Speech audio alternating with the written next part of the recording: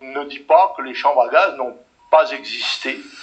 Je n'ai pas pu moi-même en voir, je n'ai pas étudié spécialement la question, mais je crois que c'est un point de détail de l'histoire de la Deuxième Guerre mondiale.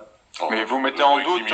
c'est un point de détail. Non, mais est-ce que 6 millions de morts. Est-ce que vous affirmez... Non, pardon. Je n'ai pas compris, mais... Non, mais 6 millions de morts, comment c'est Juifs, oui. Dans la Seconde Guerre mondiale, vous considérez que c'est un point de détail? Non, c'est la question qui a été posée, c'est de savoir comment ces gens ont été tués ou non, n'est-ce pas? Oui, c'était pas un point de détail quand même. Si, c'est un point de détail, je veux dire de la guerre, oui. Enfin, écoutez, est-ce que c'est... voulez-vous me dire que c'est une vérité révélée à laquelle tout le monde doit croire? C'est une obligation morale. Dit correspondait à ma pensée que les chambres à gaz étaient un détail de l'histoire de la guerre, à moins d'admettre qu'elle soit la guerre, qui soit un détail vous maintenez ces propos? Oui, absolument, je les maintiens. Je crois à l'inégalité des races, oui, bien sûr. C'est évident. Toute l'histoire le démontre. Elles n'ont pas la même capacité, ni le même niveau d'évolution historique. Je crois que le sidaïque, si vous voulez, j'emploie ce mot-là, c'est un néologisme, il n'est pas très beau, mais je n'en connais pas d'autres. Celui-là, il faut bien le dire, est contagieux par sa transpiration, ses larmes, sa salive, son contact. C'est un espèce de lépreux, si vous voulez. Et ce monsieur Durafour crématoire, merci de cet aveu. Je trouve que c'est tout de même un peu artificiel de faire venir des joueurs de l'étranger et de les baptiser équipe de France. Je vais faire courir, moi, tu vas voir le rouquin là-bas. Hein? Pédé! Ça va, Cameron? Ah, ça m'a rajeuni. Publié par l'hebdomadaire d'extrême droite Rivarol, il déclare « En France, du moins, l'occupation allemande n'a pas été particulièrement inhumaine, même s'il y eut des bavures. » Dans le marais de Paris, on peut chasser le chapon sans date d'ouverture ou de fermeture, mais dans le marais de Picardie, on ne peut chasser le canard en février. J'ai acheté une maison de campagne pour permettre à mes enfants, qui habitaient le 15e, de voir des vaches. Du côté de... Au lieu de voir des Arabes. Le bonbon se porte plutôt à gauche, et il est poilu de la gueule d'habitude, hein. Ah oui? Bah oui, c'est la mode, c'est la mode musulmane, ça, d'être poilu de la gueule. Vous êtes un hableur, vous êtes un matamor, vous êtes un tartarin, un bluffeur, et je vous écraserai. Monsieur Tapi à Marseille. C'est pas parce que vous avez une grande gueule et que vous criez fort que non, vous arrivez... Poli, mais monsieur. je peux pas être vous êtes sorti des bas-fonds, on le sait, oui, poli. Oui, vous allez nous apprendre à parler. La seule différence, c'est que c'est pas parce que vous affirmez fort quelque chose que ce que vous dites est vrai. Parce que vous dites n'importe quoi. Monsieur Noah a dit qu'il s'était engagé à ne plus chanter en France si le Front National arrivait en tête de l'élection. Cochon qui s'en dédie. Et monsieur Bruel aussi. Ah oui, oh, ah oui, ça m'étonne pas. Oui, voilà. Écoutez, on fera une fournée la prochaine fois. J'avais fait une réflexion comme ça sur Ebola, en disant que le problème démographique mondial, la catastrophe démographique mondiale, pouvait être peut-être endiguée, réglée par des épidémies, des guerres nucléaires ou des choses comme ça. Donc, et j'avais cité Ebola.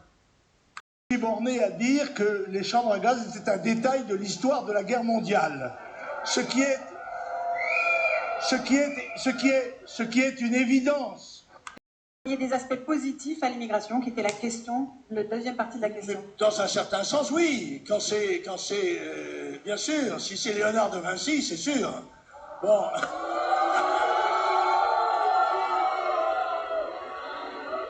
Le gros avantage que j'ai sur votre auditoire, c'est que moi j'ai été travailleur manuel. J'ai eu des camarades immigrés marocains dans les mines.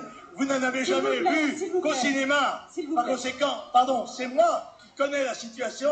J'ai été travailleur manuel dans des métiers très durs. J'ai été marin-pêcheur de chalutier. J'ai été mineur de charbon. Quand vous en aurez fait autant, vous viendrez me donner des leçons.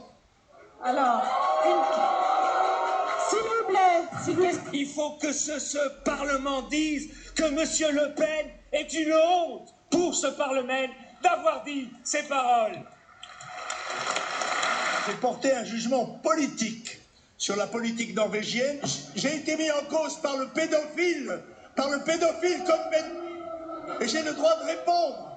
J'ai le droit de rappeler qu'il a été mis en cause ici pour avoir hébergé un terroriste de la fraction Armée Rouge. J'ai le droit de défendre mon honneur ici, monsieur. Vous ne me laissez pas la parole, quoi. On se croirait chez les bolcheviks ici. C'est lui qui fait honte au Parlement européen, c'est pas moi. Monsieur Cohn-Bendit, puisque nous sommes en France, on prononce à la française. Eh bien, lui, dans un livre, a tout de même reconnu qu'il s'était laissé toucher le sexe par des jeunes enfants, etc. Ce qui, chez nous, s'appelle la pédophilie. Bien sûr, je crois que Vichy, pour ma part, a fait ce qu'il pouvait pour essayer de défendre les Français contre un horrible malheur qui venait de se produire et dont étaient responsables tout de même les gens qui avaient dirigé le pays avant la défaite, en n'oubliant pas quand même que les 4/5 des sénateurs et des députés du Front populaire ont voté l'investiture de Pétain. Député qui est resté aveugle, sourd et muet, la postérité vous maudira. Jeanne, au secours! Hier soir, un dîner de gala, strictement réservé non seulement bien sûr aux adhérents du Front National, mais surtout à ceux qui avaient payé leur place. Dans cette salle s'est introduit un individu dont le look, pour le moins qu'on puisse dire, a attiré l'attention et qui s'efforçait de prendre des photos ou des vidéos des gens qui dansaient. Le service d'ordre, tout naturellement, le service de sécurité, à la demande des organisateurs, a expulsé cette personne. Alors, autrement dit, chaque fois qu'il y a la possibilité d'une petite provocation, on ne la rate pas, d'autant que le personnage en question a cru devoir dire que c'est parce qu'il était juif qu'il avait été expulsé. Ça ne se voyait pas ni sur sa carte, ni sur son nez, si j'ose dire.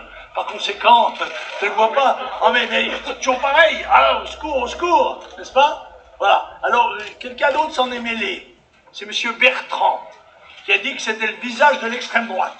M. Bertrand devrait regarder le sien, qui ruisselle du caca des scandales, en particulier des scandales médicaux, dont il est pourtant le ministre. Moi aussi, me lever à mon tour pour tenir une minute de silence, ou quelques instants de silence au moins, en mémoire de tous ceux qui sont tombés, des dizaines de millions d'hommes tombés dans le monde sous la dictature communiste.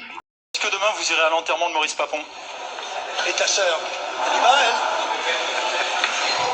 Je vous pose la question, monsieur Le Pen, je suis journaliste, je voudrais savoir si vous allez à l'enterrement de Maurice Papon demain. Monsieur Maurice Papon était un haut fonctionnaire gaulliste, je vous rappelle. Et je n'étais pas de cette paroisse. Ça dépend dans quel domaine. Que les Juifs aient beaucoup de pouvoir dans la presse, comme les Bretons en ont dans la marine et les Corses dans les douanes, ça ne me paraît pas un peu discutable. Et que les gens du Front National, qui sont aperçus qu'un certain nombre de lobbies juifs, comme celui de M. Kahn, leur ait fait en quelque sorte une persécution systématique, ils ont l'impression d'en voir beaucoup. Je vois les Arabes avec leur allure avachie, je me demande s'il n'y a pas un déterminisme biologique qui joue. Que vous ne considérez pas que ces propos ont une teneur raciste? Mais non, je ne pense pas.